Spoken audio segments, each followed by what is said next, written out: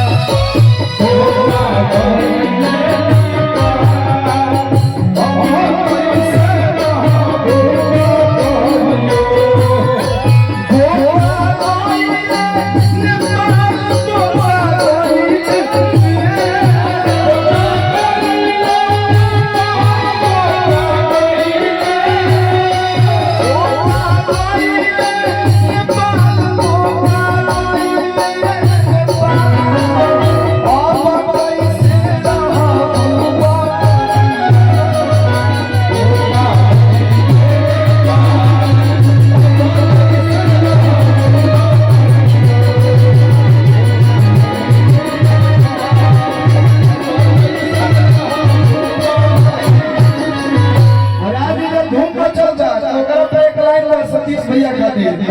धूम मचल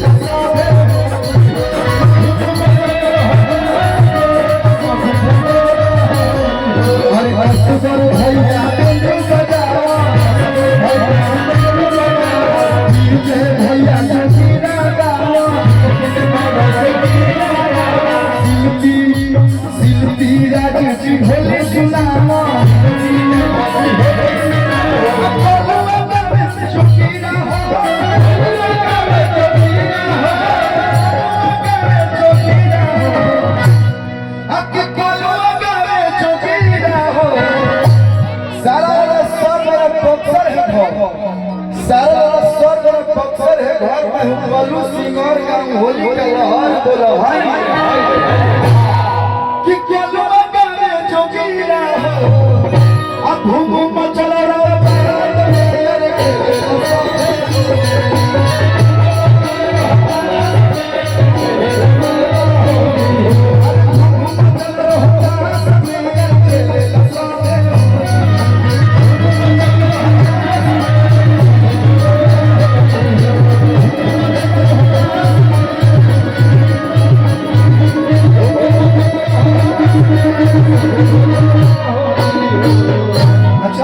आशीर्वाद में जोरदार ताली बजा के आशीर्वाद दे।